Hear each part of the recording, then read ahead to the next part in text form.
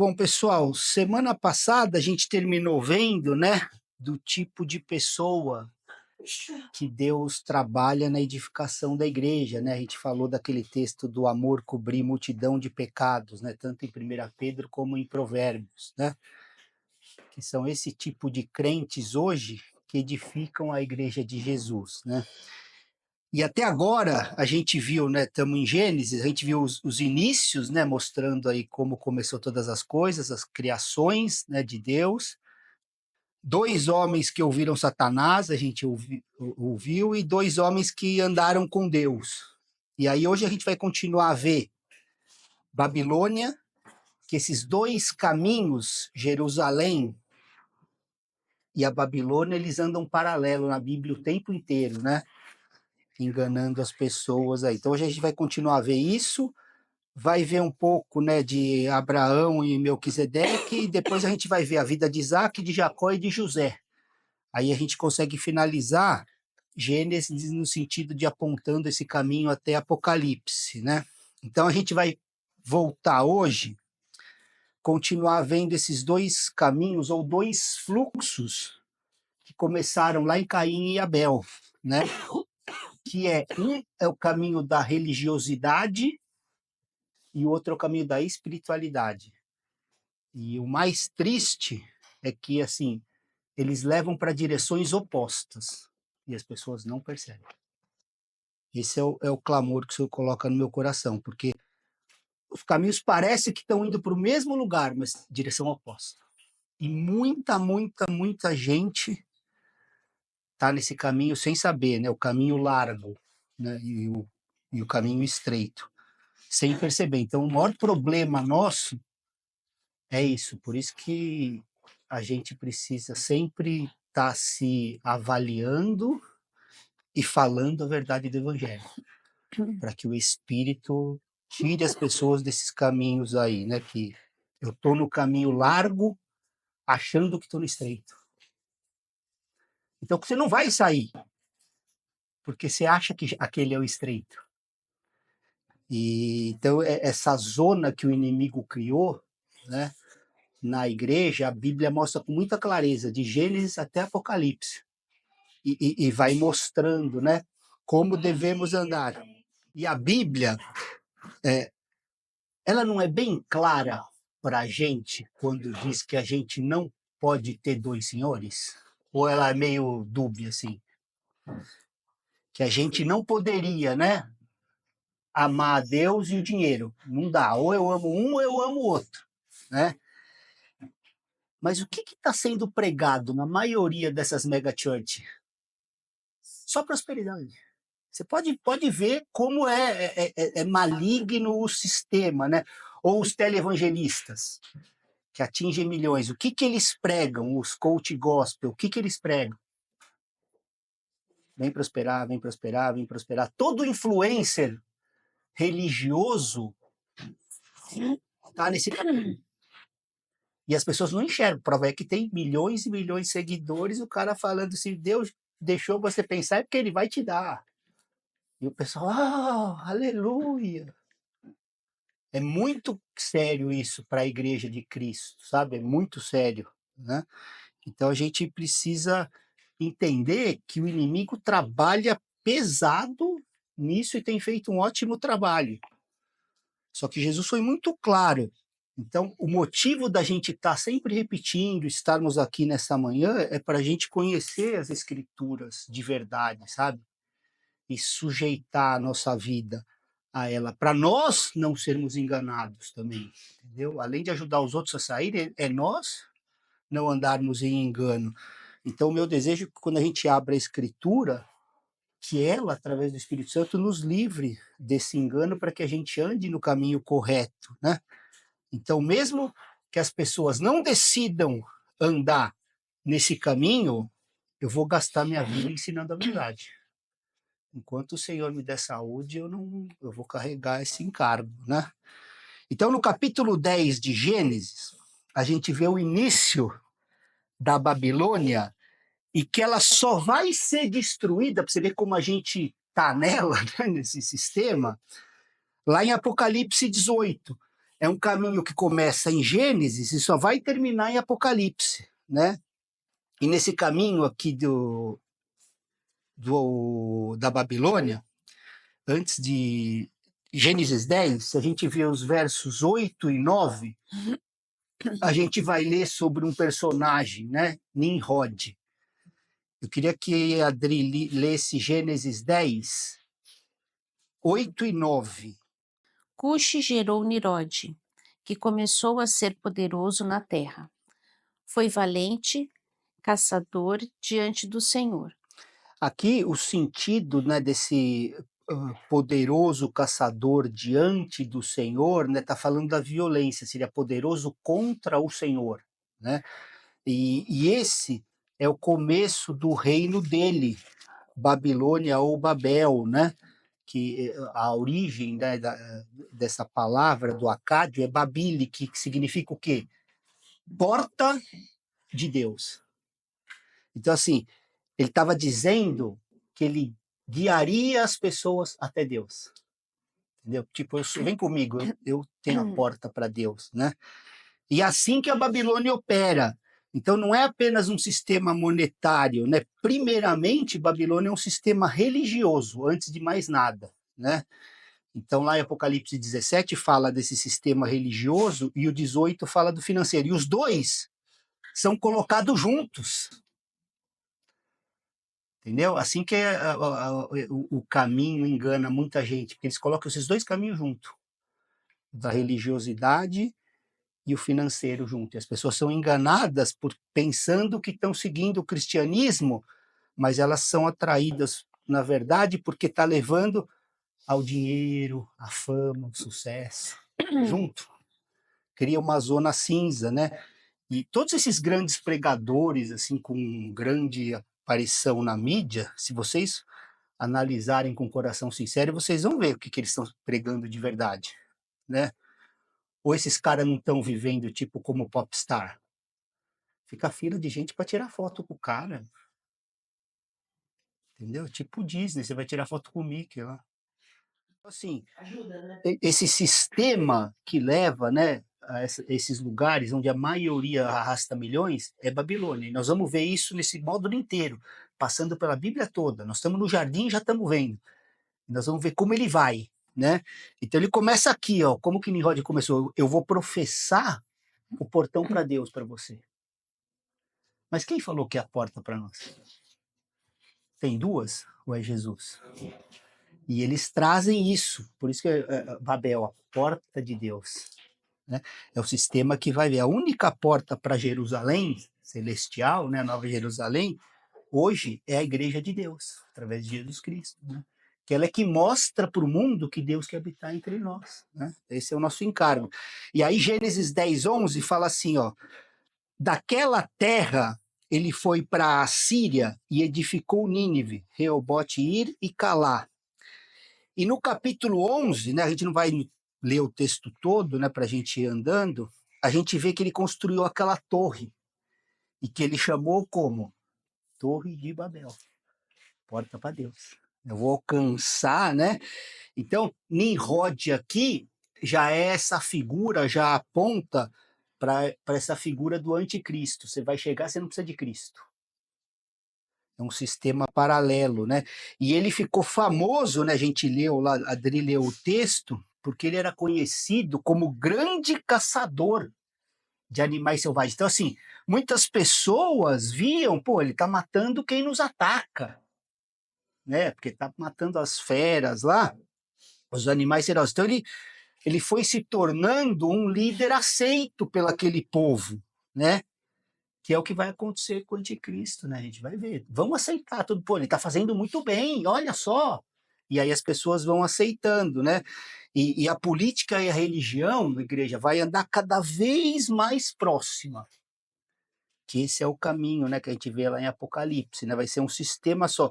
E Cristo não foi bem claro quando ele disse que o reino dele não é desse mundo? Mas a gente quer trazer, né? As coisas desse mundo, tipo, misturar.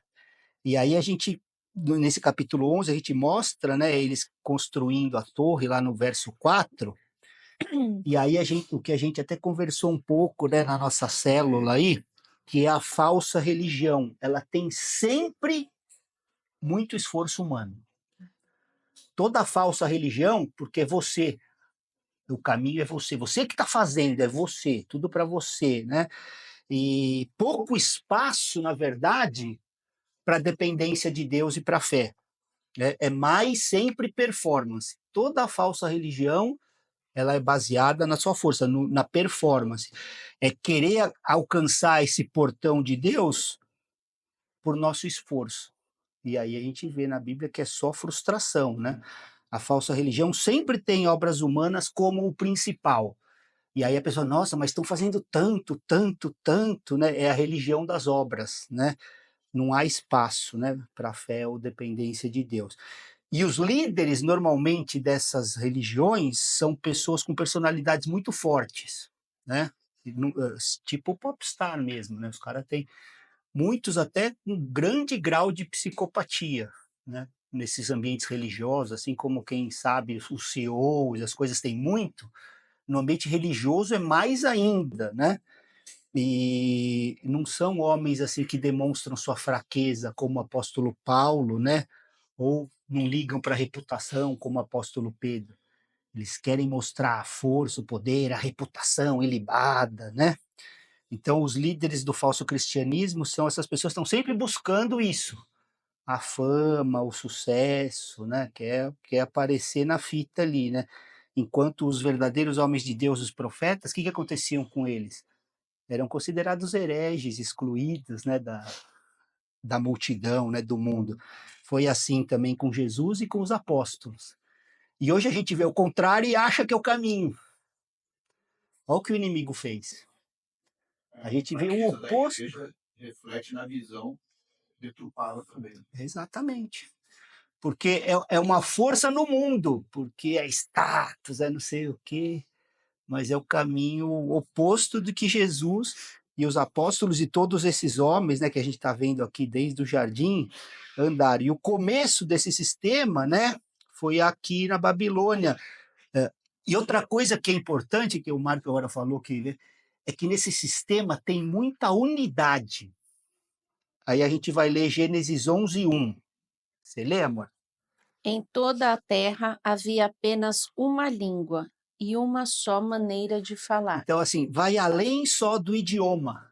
É a mesma maneira. Então, é a mesma habilidade humana, a mesma glória humana, a mesma esperteza humana. É a linguagem do mundo que entrou na igreja. Uma curiosidade, assim, que com certeza não tem motivo de ser, mas quem já escutou falando a Pangeia? Eu. Pangeia, né? Vai ali, ó. Posso falar disso aqui? Onde que tá aqui? 25, eu acho. Ó, dá uma olhada aqui em Gênesis 10, 25, gente. Olha que incrível isso aqui, ó. A Éber nasceram 2 filhos. Um teve por nome Pelengue, porquanto em seus dias se repartiu a terra. E o nome do seu irmão foi Joctã. 10, 25. A Pangeia era uma só terra, né? E aí foi dividida. E aí tá aí, ó. Então, 10, essa 25. unidade que eles tinham, né, uma maneira só, ela veio, né? Então, vai além do idioma. É você trazer a linguagem do mundo para dentro da igreja, né? E Jesus Cristo, quando foi crucificado, foi em fraqueza, né? Não havia beleza para desejarmos, a Bíblia diz. Só que o mundo não quer a beleza, quer essa unidade, né?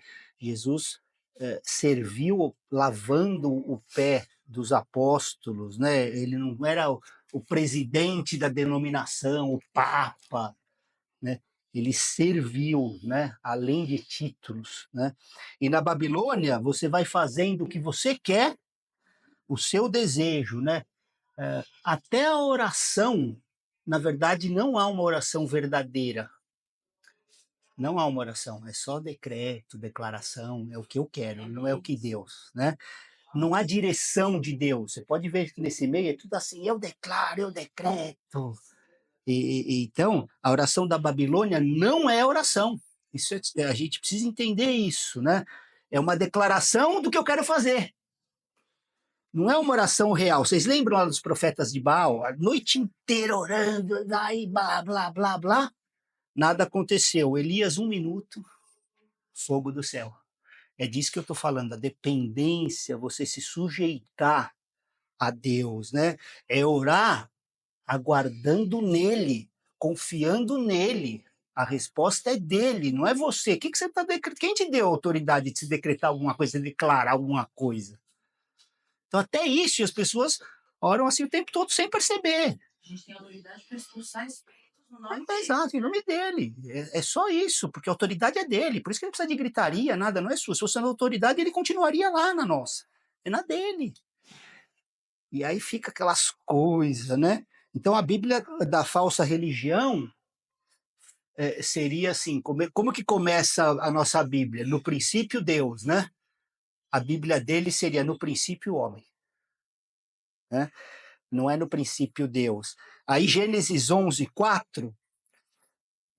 Venham, vamos construir uma cidade, uma torre, cujo topo chegue até os céus, e tornemos célebre o nosso nome, para que não sejamos espalhados por toda a terra. Então, ó, a torre, o topo chega no céu. Mas para quê? Para tornar célebre o nosso nome. Né? Então, tudo feito pelo poder do homem, que é o número da besta, né? Dele, por ele, para ele são todas as coisas. Homem, homem, homem, né? E o evangelho é o contrário disso. A gente lê em Romanos 11:36. Porque dele, por meio dele, para ele, são todas as coisas. Então, essa é a principal diferença entre Babilônia e Jerusalém. E aí, eles usam princípios, né, de liderança empresarial, marketing de grandes empresas, técnicas de persuasão, de vendas, ao invés da doutrina apostólica. Pode ver, essas igrejas não têm doutrina apostólica nenhuma, zero. É só isso. Há muitos anos atrás, o Marcão sabe disso, a gente comprou um curso de um desses líderes aí, e, cara, eu paguei o curso inteiro, eu não consegui passar da introdução. A introdução, falei, cara, isso aqui é só homem. O cara explicando o que ia ser, eu já não consegui. Abençoei o ministério, continuei orando, mas eu não consegui assistir uma aula. E foi caro, porque esses da modinha, isso faz uns 10 anos atrás, o Marcos lembra. Que ele falou, não precisa comprar. Eu falei, não, se eu for assistir, eu vou comprar, porque eu não quero, né? Vou abençoá-lo. A introdução, porque era isso. Era técnica sobre técnica sobre técnica sobre técnica. Eu falo, cara, onde está Jesus aqui, cara? Né? Então, os princípios do mundo, e dá certo como empresa, para o mundo funciona. Você cria uma empresa de religião. Né? Então, o que a gente está vendo são verdadeiros CEOs da religião. Totalmente longe da igreja de Deus, sabe? E eu tive aí alguns meses, quase um ano, com 80 homens assim piedosos, eu vi que esse clamor, graças a Deus, está no mundo inteiro, sabe? Sem ter um remanescente, chorando e clamando pela verdadeira igreja do Senhor, né? O que a gente fica assim admirado é como as pessoas não percebem, como a mente está cauterizada, que não percebe que o espírito está adormecido, que é só coisa de homem ali. E aí mexe na alma e fica aquele negócio, né? A gente olha para ler o evangelho, como que os apóstolos plantavam igrejas? Como é feito hoje, né? Então, assim, eu edificarei a minha empresa. Eu edificarei a minha empresa. Esse é o lema aí, né? Não Jesus, eu edificarei a minha igreja, não, a minha empresa. Então, nessa linha, então Jesus errou em nos dar o evangelho.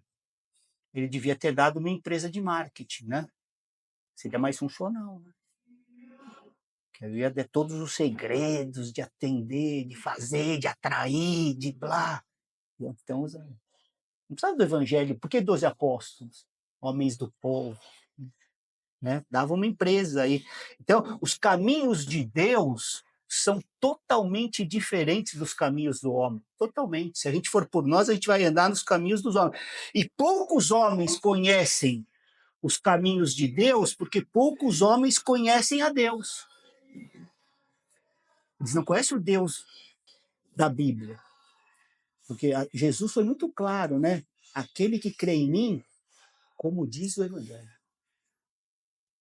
como diz a minha palavra. Né? Então não é o Jesus que eu creio, é o Jesus escrito aqui, né? Então, e por nós, né, sermos seres religiosos, né, de buscar preencher esse vazio com Deus, de religar, a gente vai atrás da religião para ocupar esse espaço, ao invés de buscar a Deus. E é diferente. A pessoa acha que está segura numa religião, mas não está segura em Deus. Dos caminhos serem completamente distantes, né? O caminho, o nosso vazio de ter cortado a ligação, o homem busca religar, né, do religar, na religião e não em Deus. E ele preenche aquele vazio achando que preencheu no relacionamento com Deus, mas ele não está verdadeiramente se relacionando com Deus, verdadeiramente. Ele está se relacionando com um sistema religioso. Que Babilônia engana muito bem, as pessoas não sabem. Eu estou servindo, estou lá, glória a Deus, é só alegria, blá, blá, e não enxergam que não tem um relacionamento com Deus verdadeiro. E Jesus foi muito claro, aquele que crê em mim, como diz as Escrituras. Né? Então, assim, as pessoas não querem Deus, querem o cristianismo, não querem Jesus. Né? Elas não querem caminhar com o jugo de Jesus. Né? O que elas querem? Do homem para o homem e pelo homem. Né? Sem saber, né? São todas as coisas. Então, tudo pelo poder do homem, e aí a gente nem precisa do Espírito Santo. Essas igrejas aí, eu tenho a estrutura, melhor estrutura, eu tenho o cara da música, eu tenho o bonitão da mídia, eu tenho a técnica, eu tenho o consumo, você vira um cliente da religião. Pô, vai lá, não, você quer, como se você estivesse num show, sua alma sai e a pessoa vive naquilo, cara. Vive naquilo, né? Sem saber, né? Aonde está, né? Que há um batismo do Espírito, onde te capacita a você entender todas essas coisas, né? E a Bíblia diz que a gente vai conhecer pelo fruto. Mas que fruto estão mostrando? O amor ao dinheiro, a vaidade, a ostentação, essas coisas. Ou não é isso? Eu estou falando bobagem aqui. Parem para analisar, sejam sinceros, né, com vocês e com as escrituras, como que essas estruturas, né, essas grandes estruturas trabalham, o que elas estão, na verdade, pregando, como que isso pode ser um fruto do Espírito, se isso vai só mexer na sua ganância, na sua ambição, né, no amor ao dinheiro. Então essa turma busca sucesso e poder, e isso não vem do Espírito, quer dizer, vem de outro Espírito, que a gente vê aqui, né? Não do Espírito Santo, né? Tudo do homem, por meio do homem, para o homem. E a pessoa achando, né, que está tudo bem. E aí, a gente caminhando, alguns anos depois, no livro de Daniel, capítulo 4, versículo 30, olha o que Nabucodonosor disse. Não é esta grande Babilônia que eu construí para a casa real, com o meu grandioso poder e para a glória da minha majestade? Você vê aqui, ó, 2000 anos depois, igreja, ó o Espírito, ó, não é essa grande Babilônia que construí para a casa real com meu grandioso poder e para a glória da minha majestade? Entendeu? 2000 anos depois, do homem, por meio do homem e para o homem são todas as coisas. O mesmo Espírito que a gente viu, a gente vê aqui. E 2500 anos depois, hoje, né, 2015, o mesmo Espírito. E pela Bíblia inteira, João, a gente vai ver isso, né? Do homem, por meio dele, para ele, são todos o oposto do evangelho. Ó, não é essa grande Babilônia, casa real, que eu construí com meu grandioso poder para minha glória?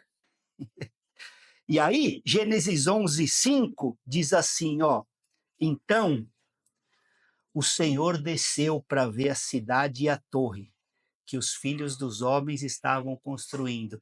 E ainda é desse jeito, igreja.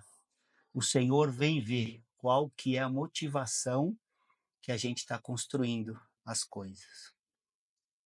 Dessa mesma maneira.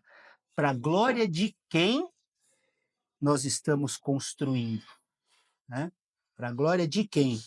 E aí a gente vai agora para o início, né, de Jerusalém, que começou com Abraão, né? Ou nessa época Abrão, né? Que é o que a gente vê como Jerusalém começou com ele, com Abrão, né? Que é totalmente diferente da Babilônia. Vamos ver como começou? Gênesis 12:1.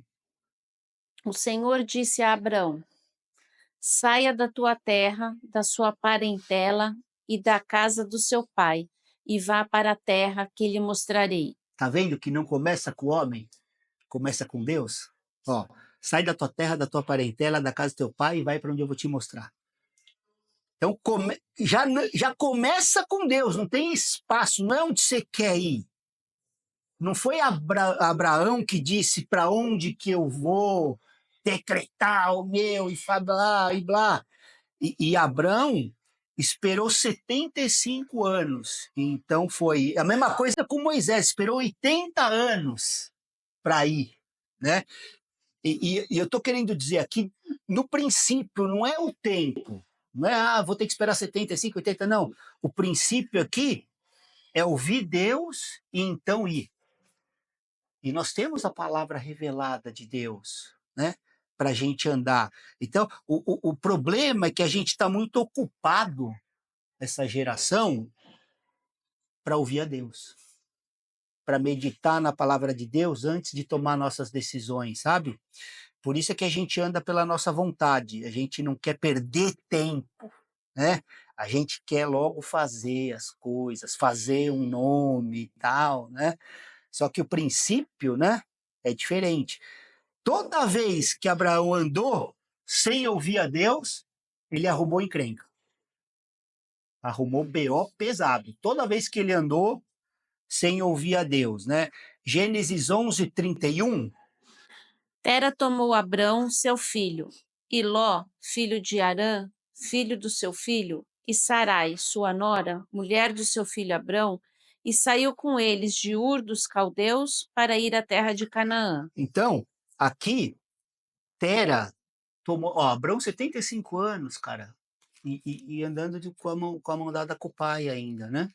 Tipo assim, ó, foi para lá, tal, mas sai da tua parentela, né? Da casa do seu pai, vai para casa que eu vou ser. E aí, o que teve que acontecer para ele se mover no verso 32? E havendo Tera vivido 205 anos ao todo, morreu em Harã. Então, se Tera não morresse lá em Harã, provavelmente Abraão continuaria em Harã, né? Então a gente precisa aprender a nos mover conforme a vontade de Deus, né? Conforme os desígnios de Deus. A gente pode ouvir os nossos pais, obviamente, se eles andarem com o Senhor, mas se eles não conhecerem a Deus, a gente tem que ouvir a voz de Deus, né? Ele lhe havia ordenado, né, Deus? Então, assim, eu queria ler esse texto antes da gente encerrar, Gênesis 12, a partir do 1, né? Que fala assim, ó, o Senhor aqui está dizendo para Abrão, né? Sai da tua terra, da tua parentela e da casa do seu pai e vá para a terra que eu lhe mostrarei. Farei de você uma grande nação e o abençoarei e engrandecerei o seu nome, seja uma bênção. Abençoarei aqueles que o abençoarem e amaldiçoarei aqueles que o amaldiçoar. Em vocês serão benditas todas as famílias da terra. Aí no 4, partiu, pois, Abrão, como o Senhor lhe havia ordenado. Abrão levou consigo sua mulher Saraí, o seu sobrinho Ló, todos os bens que haviam adquirido e as pessoas que lhe foram acrescentadas em Harã. Partiram para a terra de Canaã e lá chegaram. E o Senhor no 7 diz assim, apareceu a Abrão e disse para ele assim, ó, darei essa terra a sua descendência. Ali Abraão edificou um altar ao Senhor que lhe tinha aparecido. E no 8. Passando dali para o monte leste de Betel, armou sua tenda, ficando em Betel a leste de Ai, a oeste. Ali edificou um altar ao Senhor e invocou o nome do Senhor. Então, Abraão ficou lá até que Deus testou ele, assim como ele testou Adão, que a gente viu, né, no paraíso, e assim como ele pode nos testar. E o teste está aqui no verso 10. Você quer ler, Dri? Havia fome naquela terra. Assim, Abrão foi para o Egito para ali ficar, porque era grande a fome na terra. Entendeu? Ó, eu te mandei para um lugar aqui e aí agora você encontrou fome, né? A gente vai andar conforme o nosso entendimento ou vai seguir a Deus, independente da situação, né? Do que ele nos disse em espírito.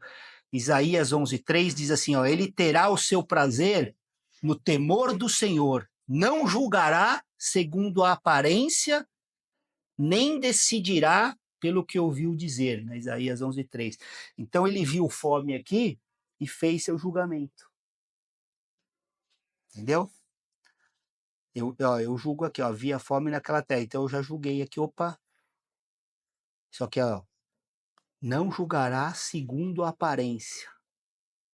Então, se a gente olhar as aparências, muitas vezes a gente vai julgar de forma errada, né? Então, aí continua assim, assim Abraão foi para o Egito. Mas quem que disse para ele ir para o Egito? Ou Deus não tinha poder para sustentar ele no propósito dele? Mas acho que uma pergunta, quando Deus pediu para ele sair da parentela dele, ele levou Ló, ele já não tinha desobedecido ali? Já também, por isso que a gente vê a consequência ali, né? Depois da divisão, para onde ele foi, de Ló andar por vista, o que aconteceu? Sim. Né? A família dele inteira, né? Perdida. Então, assim, já teve esse problema. Por isso que eu falei que toda vez que Abraão andou sem ouvir a Deus, ele arrumou um problemão. Toda vez. Mas é que pelo coração de Abraão, Deus, né, ia andando com ele novamente, né? Mas Deus nunca pediu para ele ir para o Egito. Exato. Então, quando a gente fala, bendito é o homem que confia no Senhor, né? E maldito o que confia no ser humano. Está em Jeremias 17. Vamos lá abrir esse texto, vai? Jeremias 17, o verso 5 em diante, diz assim, ó, maldito aquele que confia no homem ou no ser humano, que faz da carne mortal o seu braço e cujo coração se desvia do Senhor. Porque ele será como um arbusto solitário no deserto, e não verá quando vier o bem. Pelo contrário, morará nos lugares secos do deserto, na terra salgada e inabitável. Aí no 7 ele começa, ó, bendito aquele que confia no Senhor e cuja esperança é o Senhor. Porque ele é como a árvore plantada junto às águas, que estende as suas raízes para o ribeiro, não receia quando vem o calor, porque as suas folhas permanecem verdes, e no ano da seca não se perturba, nem deixa de dar fruto. Então, assim, o mesmo aconteceu aqui, igreja, com Jesus no deserto. Não havia fome no deserto? Estava 40 dias sem comer. E aí ele veio com as pedras lá. Ele não podia transformar aquelas pedras em pães? 40 dias em jejum? Mas o que ele usou? A palavra, nem só de pão viverá o homem, mas de toda a palavra que procede da boca de Deus. Então, Abraão, aqui para a gente encerrar, que a Adri já falou que deu o tempo, né? Decidiu viver pelo pão que havia no Egito. Eu vou viver pelo pão. E a maioria dos cristãos hoje, para tomar suas decisões, não medita aqui primeiro. É onde está o pão. Entendeu? É onde está o pão. Às vezes, para você estar naquele lugar do pão, você quebrou alguma coisa daqui. Você tirou um tempo daqui. Mas está tudo bem. É lá que está o pão. Entendeu? Eu quebrei princípios da palavra para andar onde está o pão. E aí eu não tenho mais tempo com ela, com ele, com Deus, mas o pão está lá. É a mesma coisa. Estou andando, não só de pão viverá o homem, mas de toda a palavra que procede. Então, Abraão decidiu, e hoje a maioria continua decidindo assim, né? Como que baseiam as suas decisões? A gente vai para onde está a vontade de Deus para nós e para nossa casa, ou para onde está o pão? Eu vou para uma organização onde está lá o dinheiro, independente da vontade de Deus, que o dinheiro hoje é o pão, né? Então é aquela proposta que eu vou perder algumas coisas daqui, né, do propósito, mas do outro lado, né, o mundo vai ver que eu tô, né, nem só de pão viverá o homem, mas de toda a palavra que procede. Então, se o diabo tentou até Jesus, não vai nos tentar? Que Deus... Deus conhece a nossa incapacidade de lidar, porque a gente não é perfeito. Só que ele é misericordioso, mas também justo. Então a justiça de Deus, ela vai acontecer também. É que a gente às vezes só pensa na misericórdia de Deus, mas esquece da justiça dele. Olha que interessante que está falando aqui em Jeremias 10. Eu, o Senhor, desafio os pensamentos e ponho à prova os corações. Eu trato cada pessoa conforme a sua maneira de viver, de acordo com o que ela faz. É isso aí. Jeremias 10. Então, a misericórdia, né? Até postei um devocional ontem falando disso, né? Que precede o juízo, né? Ainda mais com Deus, que é misericordioso, mas não deixa de ter o juízo dele. A gente lê lá que o juízo descendo, né? Então a gente, aqui a avaliação é assim, a nossa decisão, né? As nossas decisões estão meditadas aqui ou no pão? Como eu tenho feito as minhas escolhas diárias, né? Pô, esse projeto, essa coisa, e eu abri mão de um aqui, eu abri mão de outro princípio aqui, de outro princípio aqui, de outro princípio aqui. Mas o pão, né? Então, que Deus tenha misericórdia mesmo, né?